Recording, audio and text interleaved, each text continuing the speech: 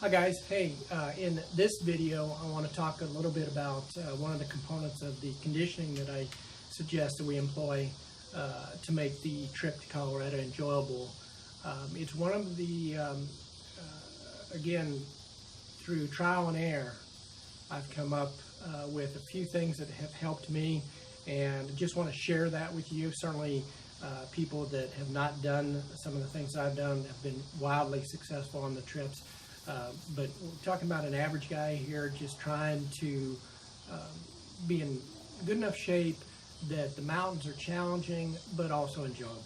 So one of the three components, the three areas that I like to focus on is, again, the medium intensity cardiovascular, the running, walking for 3, 5, 10 miles, those types of activities, where your heart rate gets up a little bit, you're breathing heavy, but a lot of times you can still hold a conversation. The other component is the strength. Listen, don't underestimate the amount of stress your body will go through as far as muscles when we're in the mountains. It's not just about lungs. You are stepping up and up and up, and you're catching your balance, and when you're coming down the mountain, your legs are burning like crazy. Stronger legs means fewer twisted ankles, those types of things. Plus, we're carrying gear. The core has to be in shape. So strength training is important, and we'll address that as well through body weight exercises and maybe some external weights as well. But the component that I want to talk about today is a component that I've employed in this year. I've bumped it up a little bit because I've seen the effects of it, and it's high intensity interval training. And you guys have heard it if you're into exercise at all. It seems like a new fad, but it's actually something that, if you've been in sports, this is what we used to do in high school in two-a-days. I mean, you'd sprint. I know, in two-a-days and around this time of year, we'd be running 100 meters down, 100 meters back, or 100 yards down, 100 yards back, timed, and the coach yelling at us the whole way, and then we get about 15 seconds while the other platoons go. And so that's high intensity training. It's at the most basic level. It is combining periods of extreme high intensity effort with active rest, and by active rest I mean we don't sit down, lay down, and catch our breath. We are keeping busy so that the heart rate remains up, but we do get a little bit of oxygen into the bloodstream to replace what we've done in the anaerobic side of the exercise, the high intensity side. Generally, you want to get to a point where you're a 2-to-1 ratio, meaning that you're high intensity for twice as much as you rest. In one of the exercises that I do, or one of the activities that I do, I run for 20 seconds and I rest for 10 seconds. That's 2-to-1. But that's not where I started off. 1-to-1 is tough. 1-to-2, 1-to-3 is a great place to start off. Sprint for 10 seconds and rest for 30 seconds. Or when I say rest, again, we're talking about jogging or walking in those 30 seconds. But I'll go over 4 of them. 2 of them I've got some video on, so that you get get an idea of the concept behind it. The benefits of high intensity training is it provides us with a different type of stressor for our body. The body likes steady state. The body likes for it to get food and oxygen and water and a certain amount of exercise, and it likes to get there, and that's where it wants to stay. And so when you upset any one of those, the body reacts differently. And this high intensity training, what that's doing is it's upsetting the body in how it's converting its energy sources, how it's utilizing its oxygen, and how the heart and the lungs are working together to try and fuel the body with the fat stores and the glycogen stores and the blood sugar levels in the body. And so what we try and do is we try and shake that up a little bit, and then the body adapts. And the beauty of this for hiking in the mountains is if you do this right, you are stressing your lungs, and you're doing things anaerobically, and the body's saying, I want some oxygen, I need some oxygen, and you're not giving it to me, so I'm going to get better at utilizing the oxygen that you're giving me, because you're stressing me, the body, and I need oxygen, and you're not going to give it to me, so I'm going to get better. I'm going to give you some more red blood cells, and I'm going to get better at using low oxygen levels, think high altitude mountain work, and we're going to get good at this. It also increases endurance, and it's kind of odd because high intensity interval training, 3 to 5 minutes, sometimes people go up to 15 minutes if they're not going 100%, but 3 to 5 minutes and you're done. And yet it improves some endurance, again, because the body is using full muscle contractions, and so it's burning up some stores of glycogen out of the muscle, and it's got to find a way to replace that and get good at it. So the first, again, I've got 4 that I utilize. Try and mix it up a little bit so I don't get too bored. But in this first video, I'm going to show you, this is my favorite. This is what I started off with. It's 6 sets. It's 6 cycles of this. And what I do here, as you can see me, I start off and I sprint for 20 seconds. And that gets me about 110, 120 meters. And once I get around the corner of the first corner of the track, I'm all out. I'm running 20 seconds of all out. And then I go into an active rest stage where in the first couple of cycles, I'm actually still jogging, okay? And you see me jogging around, and then after 10 seconds of jogging or walking, I go back into the sprints. And I repeat that cycle for 6 times. Here's the way that you utilize this to the fullest extent is you're going to do it 6 times. But on that first one, you're going to go like you're only doing it 1 time. And the second one, you're going to go like you're only doing it that second time.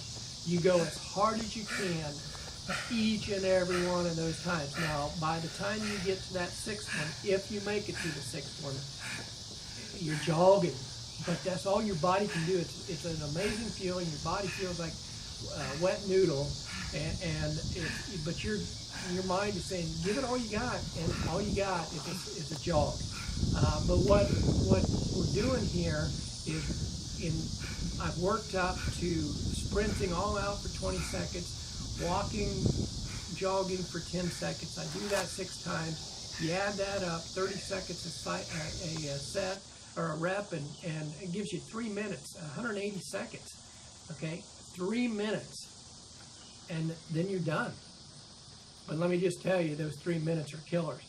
I can get around the track twice. I can do 800 meters in just under 3 minutes, and I'm gassed. I'm telling you, I'm gassed. And what I finish off with is, once you catch your breath, it's amazing. It's just like in the mountains. For those of you that have experienced, you're dying, you're sucking air, but then once you recover, your body gets a little bit more oxygen in it, and it goes, well, listen, I'm okay. And so I jog. If I do 800 meters at 2 laps around, I'll maybe finish off with 6 more very slow jogging. Again, just to keep the lactic acid moving through the body and getting it out of the way. It helps me recover. Now, in this second video, what I'm doing here is the old shuttlecock routine. For those of you that were in high school or college sports, a lot of times football and basketball or soccer, you'd sprint down so far, touch the ground, and come back. And there's some beauty behind it. Why not just run 60 yards instead of 30? The reverse of direction, again, stresses the legs a little bit, adds a little bit to the, you're switching momentum. You're going and you're going down, and so it's, again, working the entire body. So there's beauty behind that. In this exercise routine, what I do is I sprint down 30 meters, touch the ground, sprint back 30 meters, and then I do a set of exercises for 10 reps in that period that I'm resting or catching my breath. In this video, I'm a little bit out of range of the camera right here, but I'm doing push-ups for the first set, then I sprint down, do 30 meters and 30 meters back. No rest, No rest is happening here. So sprint 30 meters, come back 30 meters, push-ups 30 meters, 30 meters. Then I'm doing squats, body weight squats, burning the legs. The legs are on fire at this time. It just looks odd. I mean, I'm on my third set here, and that's what I suggest you do. You do 3 sets of 3. So I am completely gassed, and my legs are killing me at this point. Then I sprint down 30 meters and come back 30 meters, and then I finish off with burpees, and I'm about jumping an inch off the ground here because that's all I've got in me. And you know, we're less than 5 minutes. It takes less than 5 minutes to do this, and yet I'm completely exhausted. Now again, to finish out this exercise, I'll maybe jog a half mile or more, but it's a slow jog because you're just completely wiped out. Now those are the 2 that I'm rotating through right now, but 2 others that I've employed. One is just a simple straight 100 meters down, 100 meters back, and 100 meters down, rest for 10, 15, 20 seconds, and then come back 100 meters. And I do that 8 to 10 times. And I've worked up to that because again, it's tough. 100 meters doesn't seem very far, but it's a killer. And you're using your whole body again. You're wanting all the muscles flexing, and you don't want to be efficient. You want it to hurt because it's burning up that glycogen. I've talked about it before. You're burning up that glycogen, and your body is finding new ways to accommodate this stress and to counteract this stress. And so it's saying you're working and you're taking all this energy from the muscles. I got to replace that. You're not giving me any oxygen. I got to find a way to counter that. I'm going to get good at burning fat, and I'm going to get good at burning fat for the energy, and then I'm going to get good at using what little oxygen that you give me.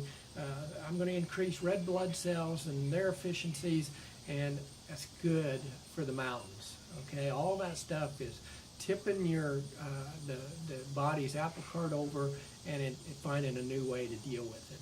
And so if we, again, I've said it before, if we can lose 10, 15 pounds between now and the hiking trip, that's 10 or 15 pounds that you'll be able to put on your back and not notice it because you're carrying it around right now. I mean, I've got it. I've got 5 pounds that I could get rid of very easily and just put it in extra water on the trail. So that's what we're trying to accomplish.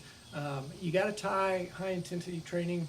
I'm sorry. The last one that I do is it's a distance one. It's a matter of distance and not seconds.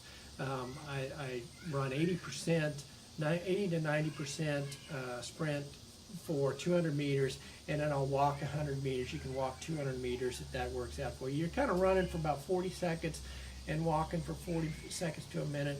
And you do that 4 times, just 4 times. And I'll tell you what, studies, some people that I follow, studies have shown that that's as good as running for 20 or 30 to 40 minutes, long distance, pretty fast pace.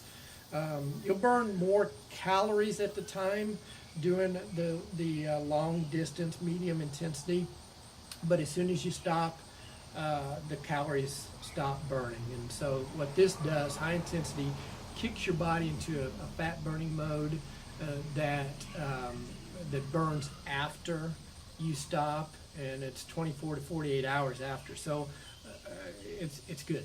It's just good stuff when you combine it with the other stuff that we're going to talk about. So I would love Tuesdays, Thursdays, and Saturdays to work some high intensity training exercises in with a group of people, whoever's interested in that, and you combine that with maybe some body weight exercises over at the track on one of those days, or whatever, and then also have some long distance activities as well throughout the week, so that we're hitting all 3 of them. But I'll talk about the other 2, the strength and the long distance running, in another video. Give me a shout, Jake at yourcsc.com. That's JAKE at YOURCSC.com, or give me a shout on the phone, text me, whatever, 785-979-3113. 785-979-3113. Let's get fit. Let's get out there. Thanks, guys.